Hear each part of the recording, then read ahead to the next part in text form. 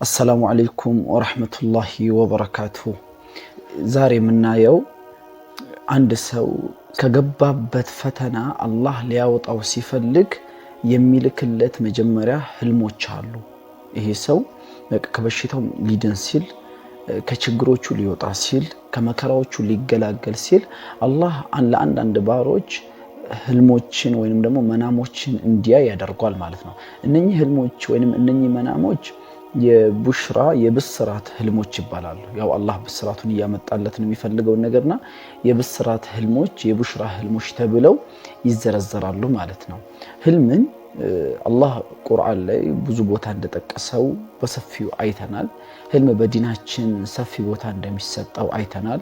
ረሱል አለይሂ ሰላቱ ወሰላም ህልሞቻችንን ለማን መናገር እንዳለብን የነገሩበት የተለያዩ ሐዲሶችም አሉ። እንደዚሁም ከሸይጣን የሚመጡ ህልሞችም ስላሉ እንደዚህ አይነት ህልሞችን ደግሞ መናገር እንደሌለብን የተናገሩበት አሉ። ከእስልምና ህግጋቶች ውስጥ ወይንም ደግሞ ከአርካን ኢስላም ውስጥ አንደኛው ሶላት ነው። ከሻሃደቴን ቀጥሎ ሶላት ነው። ሶላትን ከመሰገዱ በፊት ከሶላት በፊት የሚደረግ ጥሪዎች አሉ። ያም ደግሞ የአዛን ጥሪ ነው። ወላ አዛን እንኳን የተረጋገጠው ወይንም ደግሞ አዛን የሚባለው ነገር ሰባት የሆነው በህልም አማካኝነት ነው የሆነው። ህልምን አላህ ለባሪያው በብዙ አይነት መንገዳቶች እንዲያይ ሊያደርገው ይችላል ማለት ነው። እነኚህ ሰባት የህልም አይነቶችን ከተመለከተን አላህ ነገራቶችን ቅርብ አድርጎልናል፣ ብስራቶችን አላህ አምጥቶልናል፣ አቅርቦልናል ማለት ነው። በአላህ ፍቃድ እነኚህ ሰባት የህልም አይነቶችን እንመለከታለን ማለት ነው። አንደኛውና የመጀመሪያው በህልም ተአመል ሊሆን ይችላል፣ አሊያም ደግሞ ተቸግረ ሊሆን ይችላል። ግን የሆነ ሰው መጥተው በህልም ያ ፉላን እከሌ ሆይ አብሽር ትድናለህ የሚል አይነት መልእክት በህልም ካየ በእርግጥም አንተ ትድናለህ፣ አብሽር ይህ ጊዜ ያልፋል የሚልህን አይነት ሰው ካየህ ደግሞ ያ ችግር ለካንተ ያለፈልህ ነው ወይንም ደግሞ ሊያልፈልህ ነው ማለት ነው።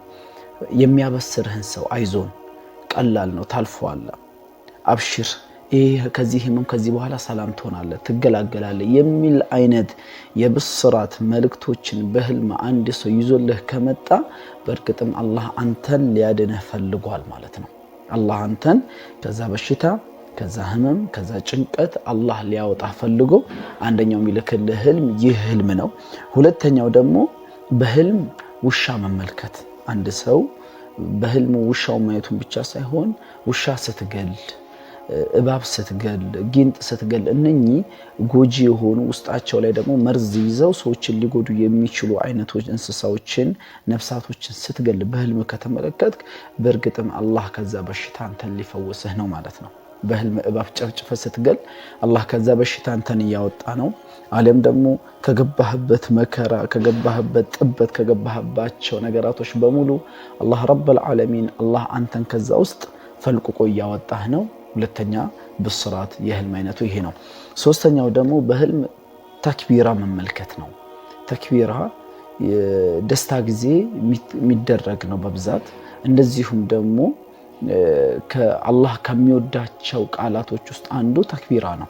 ተህሊል፣ ተክቢር፣ ተህሚድ ተብሎ የተዘረዘሩ ውስጥ አንዱ ተክቢራ ነው እና በህልም ተክቢራ ስትል አላሁ አክበር የሚለውን ቃል ስትል ወይንም ደግሞ ስምህን ሰው እያነሳ እከሌ አላሁ አክበር በል አላሁ አክበር በል የሚል አይነት ህልም ከተመለከትክ ቢኢዝኒላህ ኢንሻአላህ አንተ ፈረጁ ላንተ ቅርብ ነው። አለም ደግሞ ከገባህበት ነገር አላህ አውጥቶሃል ማለት ነው።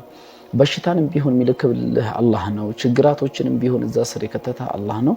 የሚያወጣውም አላህ የሚያወጣክም አላህ ስለሆነ ከዚህ መንገድ እያወጣሽ ነውና አላህ ልታመሰግኝ ይገባሻል ማለት ነው። በህልም በዚህ አይነት መንገድ ከተመለከትሽ።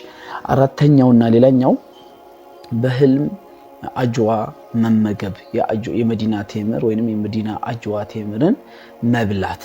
አጅዋ ቴምር ነብዩ አለይሂ ሰላቱ ወሰላም 7 የመዲና ቴምርን በባዶ ሆድ የበላ ሰው ሱም አይነካውም፣ ሸይጣን አይነካውም፣ ሲሂር አይነካውም ብለው የዘረዘሩት ሐዲሶች አሉና መድኃኒት ነው ማለት ነው። አጅዋ መድኃኒት ነው።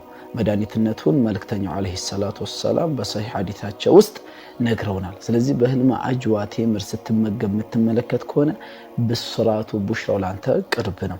አጅዋ ቴምር ብቻ መሆን አለበት ወይ? አጅዋ ቴምር ነው። ካልሆነም ደግሞ ማንኛቸውንም ቴምሮች የብስራት ምልክቶች ናቸው ይላሉ ዑለማዎች። ማንኛቸውንም ቴምሮችን በህልም ስትበላ የምትመለከት ከሆነ ፈረጁ ላንተ ቅርብ ነው፣ ከህመምህ እየተፈወስክ ነው ማለት ነው።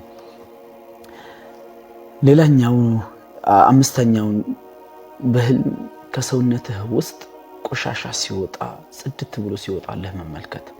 እንደዚህ አይነት ቆሻሻዎች የሆነ ነገር ጠጥተ ሊሆን ይችላል፣ መድኃኒት ነገር ዓለም የሆነ ነገር ጠጥተ ሊሆን ይችላል፣ ወይንም ሳጠጣ ሊሆን ይችላል። ግን ከሆድ ውስጥ ታጥቦ ከታች ሊሆን ይችላል፣ ከላይ ሊሆን ይችላል። ሲወጣልህ በህልም የምትመለከት ቆሻሻ ነገራቶች ሲወጡልህ የምትመለከት ከሆነ አላህ እያጸዳህ ነው። ከህመም አላህ እያጸዳህ ነው። ከስቃይ አላህ አንተን እያጸዳህ ነው። ምልክት ነው ማለት ነው። ስድስተኛው በህልም ዘምዘም መጠጣት። ዘምዘም ነቢ ዓለይሂ ሰላቱ ወሰላም ማኡ ዘምዘም ሊማ ሹሪበ አሉ። ዘምዘም ውሃ ሰውየው ለጠጣለት ዓላማ ነው የሆነው ብለዋል። ታመሃል፣ ዘምዘም ከጠጣ ትድናለህ ያለምንም ሸክ። ተቸግረሃል፣ ዘምዘም ከጠጣ ትድናለህ። በሰዑዳ ስር ነው ያለኸው፣ ዘምዘም ከጠጣ ትድናለህ። ማንኛቸውም ውስጥ ገብተህ ዘምዘም ጠጣ። በህልም ይህን ካየ ወላሂ አንተ ትድናለህ። ነቢ ዓለይሂ ሰላቱ ወሰላም ማኡ ዘምዘም ሊማ ሹሪበ ለህ፣ የዘምዘም ውሃ ለተጠጣለት ነገር ነው ይላሉ። ለዚህ ነው ቀደምት ዓሊሞች ከሰለፎች ውስጥ እንደነ አብዱላህ ሙባረክ አይነት ታላላቅ ዓሊሞች ዘምዘምን ተቋን ፈልገን ጠጣን፣ ተቋን አላህ ሰጠን፣ ዒልምን ፈልገን ጠጣን፣ ዒልምን አላህ ሰጠን፣ ሀብትን ፈልገን ጠጣን፣ ሀብትን አላህ ሰጠን፣ ልጅ ፈልገን ጠጣን፣ ልጅን አላህ ሰጠን እያሉ የተለያዩ ሰለፎች ይናገራሉ። ይሄ የዘምዘም ፈዳኢል ነው።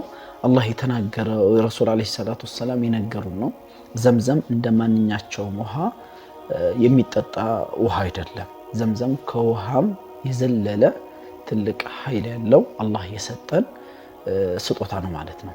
ይህም በህልም ስትጠጣ የምትመለከት ከሆነ ለአንተ ነስሩ በጣም ቅርብ ነው ማለት ነው። ድሉ ከችግር የምትወጣበት ከመከራዎች የምትወጣበት ድሉ ለአንተ እጅግ በጣም ቅርብ ሆኖልሃል። አላህ በዚህ መንገድ እያሳወቀህ ነው ማለት ነው።